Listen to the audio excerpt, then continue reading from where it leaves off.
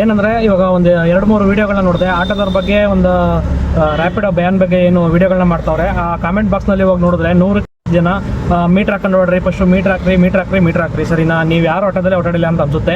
So ನಿಮಗೆ ಗೊತ್ತಿಲ್ಲ ಅಂತಂದರೆ ನಿಮ್ಮ ಮನೇಲಿ ಹಿರೀಕರನ್ನ ಅಂದರೆ ನಿಮ್ಮ ಅಪ್ಪ ಅಮ್ಮನ ಇನ್ನೊಬ್ರನ್ನ ಯಾರು ಕೇಳಿ ತಿಳ್ಕೊಳ್ಳಿ. ಫಸ್ಟು ಮೀಟ್ರ್ ಹಾಕೊಂಡು ನಾವಲ್ಲ, ಮೀಟ್ರ್ ಹಾಕಿದ್ರೆ ನೀವುಗಳೇ ಬರಲ್ಲ ಫಸ್ಟ್ ಆಫ್ ಆಲ್, ಓಕೆನಾ. ಈ ಓಲಾ ರ್ಯಾಪಿಡೋ ಏನು ಇನ್ನೊಂದಷ್ಟು ಕಂಪ್ನಿಗಳವಲ್ಲ, ಅವ್ಯಾವನು ಮೀಟ್ರ್ ಪ್ರೈಸ್ ಕೊಡಲ್ಲ. ಪೀಕ್ ಅವರಲ್ಲಿ ಮಾತ್ರನೇ 18 ರೂಪಾಯಿ ಕಿಲೋಮೀಟರ್ಗೆ ಏನು ಸರ್ಕಾರ ಪ್ರೈಸ್ ಇದೆ ಅದನ್ನು ಕೊಡೋದು. ಇನ್ನು ಮಿಕ್ಕು ಟೈಮಲ್ಲೆಲ್ಲ ನಮಗೆ 30ರಿಂದ 40 ರೂಪಾಯಿ ಕಮ್ಮಿನೇ ಕೊಡೋದು. ಸೊ ಕಸ್ಟಮರ್ ಏನು ಮಾಡ್ತಾರೆ, ಮೀಟ್ರ್ ಹಾಕೊಂಡು ಹೋದ್ರೆ 10 ಕಿಲೋಮೀಟರ್ 180 ರೂಪಾಯಿ ಆಗ್ತಾಯಿತಾ, ಓಲಾದಲ್ಲಿ 150 ರೂಪಾಯಿ ತರಿಸೋದು, ಓಲಾದಲ್ಲಿ ಬುಕ್ ಮಾಡ್ತಾರೆ. ಯಾರು ಮೀಟ್ರ್ ಹಾಕೊಂಡು ಓಡಾಡೋಕ್ಕೆ ಬರೋದೇ ಇಲ್ಲ. ಫಸ್ಟ್ ಆಫ್ ಆಲ್ ನೀವು ಬದಲಾಗಬೇಕು. ಆಟೋದವ್ರು ಬದಲಾಗಿಲ್ಲ ಅಂತ ನೀವು ಅನ್ಕೊಳ್ಳೋಕೆ ಹೋಗಬೇಡಿ. ಆಟೋದವ್ರು ಬದಲಾಗಿ ತುಂಬ ಕಾಲ ಆಗೈತೆ, ನೀವುಗಳು ಬದಲಾಗಬೇಕು ಫಸ್ಟ್ ಆಫ್ ಆಲ್.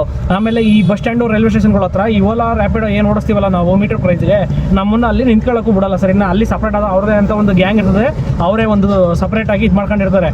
ಅವ್ರುಗಳು 300 ಕೊಡಿ 400 ಕೊಡಿ ಅಂತಾರೆ. ನೀವು ಅವ್ರ ಹತ್ರ ಹೋಗ್ಬಿಟ್ಟು ನೀವು ಮೀಟ್ರ್ ಹಾಕಿ ಅಂತ ಹೇಳಿದ್ರೆ ಅವ್ರು ಮೀಟ್ರ್ ಹಾಕ್ತಾರೆ. 300-400 ಕೊಡಿ ಅಂತ ರೋಡಿಗೆ ಬಂದು ನಿಂತ್ಕೊಳ್ಳಿ. ನಮ್ಮಂತರ ನಿಯತ ದುಡಿಯೋರು ಮೀಟ್ರ್ ಹಾಕೊಂಡು ಓಡಾಡ್ತೀವಿ. ನೀವು ಹೋಗ್ಬಿಟ್ಟು ಇನ್ನೊಬ್ರನ್ನ ಯಾರನ್ನ ನೋಡ್ಬಿಟ್ಟು ಎಲ್ಲರ ಆಟೋದವ್ರಿಗೂ ನೀವು ಮೀಟ್ರ್ ಹಾಕಲ್ಲ ಅಂತಂದರೆ ನಿಮ್ಮ ಮನೆ ಅಕ್ಕಪಕ್ಕ ಆಟೋ ಓಡಿಸೋಂಥ ಒಂದು 4 ಜನ ಕೇಳಿ ನೋಡಿ, ಅವರು ಮೀಟ್ರ್ ಪ್ರಕಾರ ನಿಯತ ದುಡಿತಾವ್ರ ಇಲ್ವಾ ಅಂತ. ಮೀಟ್ರಿಗಿಂತ ಕಮ್ಮಿ ರೇಟ್ಗೆ ನಾವು ದುಡಿತಿರೋದು, ಮೀಟ್ರ್ ರೇಟ್ಗಲ್ಲ. ಫಸ್ಟ್ ಇದನ್ನು ತಿಳ್ಕೊಳ್ಳಿ ನೀವು. ಕಮೆಂಟ್ ಮಾಡೋಕ್ಕೂ ಮುಂಚೆ ಪ್ರೈವೇಟ್ ಅಕೌಂಟ್ ಮಾಡ್ಕೊಂಡು ಕಮೆಂಟ್ ಮಾಡೋದಲ್ಲ.